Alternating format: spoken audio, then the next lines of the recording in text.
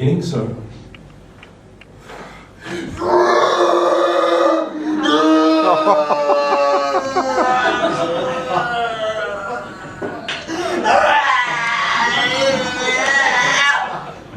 for anybody that was wondering, that was me reenacting my own birth.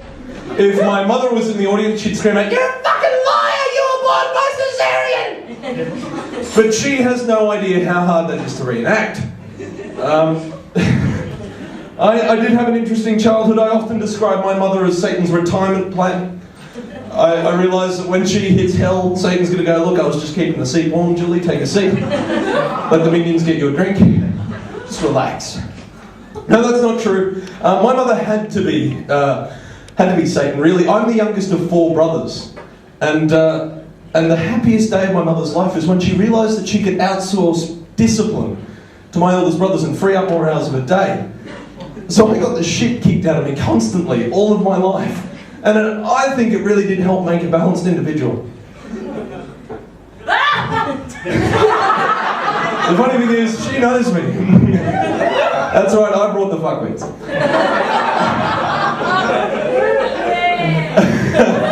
I grew up before the Wiggles. I don't know if anybody's seen the Wiggles lately. They actually replaced the yellow Wiggle, which means at some point I've missed a very wiggly funeral. You know, 3 guys in black skivvies giving the 21-finger salute. You know, a woman hurling herself at the casket going, "Wake up, Jeff, just wake up!"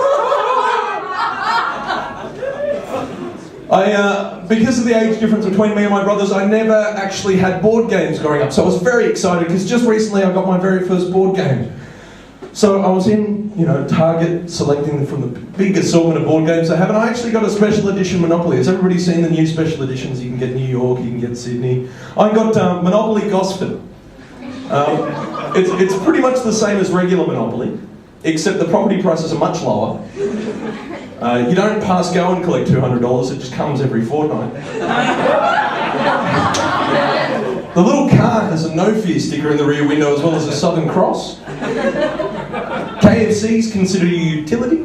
And the community chest is a 16-year-old girl named Sharon.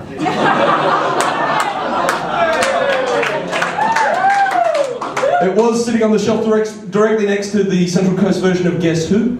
It's called Guess Who Your Father Is.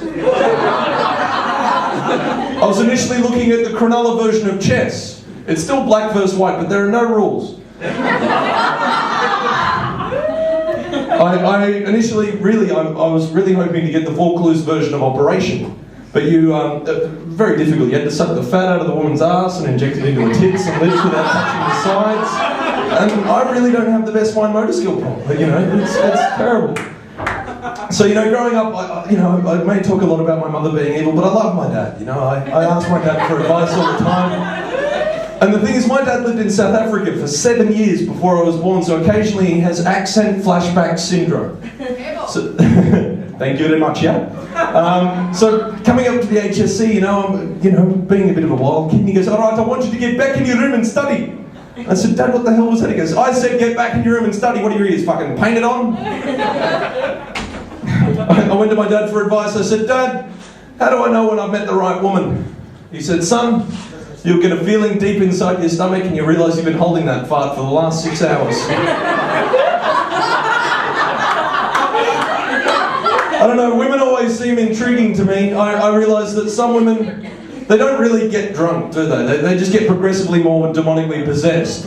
They start the night like, "I love you, you're wonderful." And by the end of the night it's, "Don't touch me!"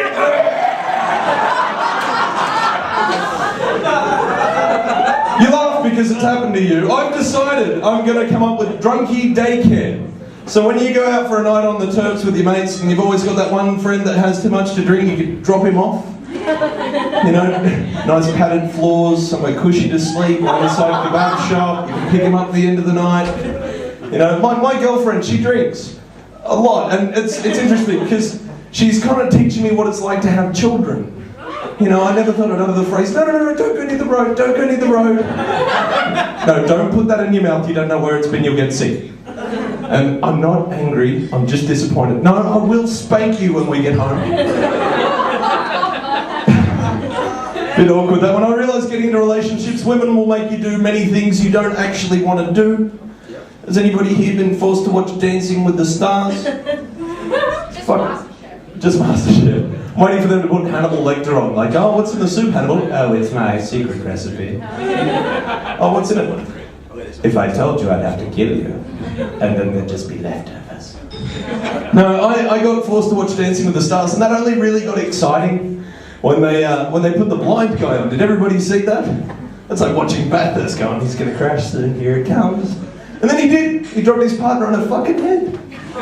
Who didn't see that coming? Besides him. You know, I really feel sorry for the Labrador going, do we have to learn the slumber again, you bastards? Oh, my paws! I pick on blind people because I'm brave. It's not like they're going to recognise me on the street. Pretty awful, really, sorry. The other thing women will force you to do, they'll take you to IKEA. Has anybody been to IKEA lately? You see all the men with the same look on their faces, the returning vets from Vietnam, like, you don't know the shit I've seen, man. You weren't there. You know, I think if IKEA had existed 2,000 years ago, the Romans would have used it as punishment for Jesus Christ. You know, him dragging a flat-pack crucifix through Jerusalem. Gets to the top of Golgotha, spends 4 hours trying to assemble a fucking thing because the instructions are in Swedish, thinking, damn it! I'm a nail short of being a Christian icon, this is fucked. That went well, better than I thought. I realise as well, currently my girlfriend, she used to, because she used to be my best friend at uni, which is weird. Because, you know, I had to skip the getting to know you phase and go straight into the trying to forget about you a bit, you know? Too many secrets. Like, she used to be a lesbian, which is great for me, because I feel like I brought one back for all the ones I sent over.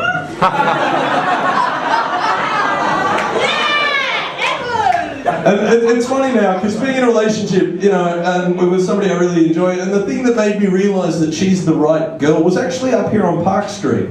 Walking late at night, it's 11:30 on a Saturday night, and there's a guy walking towards us, like 6'5", leather coat, long black hair, fucking spikes down one arm, platform shoes, one white contact lens, walking like this. And she's gone straight up in front of him, going, look, and he's gone, oh, fuck me sideways. She's like this big. Who the fuck were you trying to scare, buddy? I realised as well, you know, women, I like avocados. Thank you. It's a joke coming, I can tell. No, I realise women are like avocados because you've got absolutely no fucking idea how damaged they are until you get them home. There's an equal proportion groans and laughter there, really. You know, I quite like that. I realised recently as well, like I got the new Batman video game, you've seen the posters everywhere, and I realised modern day Batman is very different to 1960s Batman. You know, modern day Batman has all these like ex-military cast-off high-end stuff. Whereas 60s Batman was kind of just rebad shit from around the house. You know, like, Robin, hand me the Bat air freshener. You know, and I think that we've missed a valuable marketing opportunity, really. Like, you know, could you imagine how many men would rush home and use Bat washing up detergent? Or, no. You're probably right, but I really don't think the women's line of products will catch on, like Bat tampons or Bat pads with wings. This morning on my way to the actual gig, oh, not this morning, this afternoon on the way to the gig, I got hit up by one of those young kids, you know, you see them with fucking tracksuit pants and all that sort of shit, and he's gone, hey buddy, give me a cigarette. And I went, 1, no, 2, how old are you? Because I'm pretty sure I got pubes older than you are. 3, there's $16 a packet, and I'd only give them to people I'm trying to fuck. And 4, do Adidas just put the stripes on their tracksuits so you can get used to being in prison stripes for the rest of your life? Is that it? No, that went down like a tip.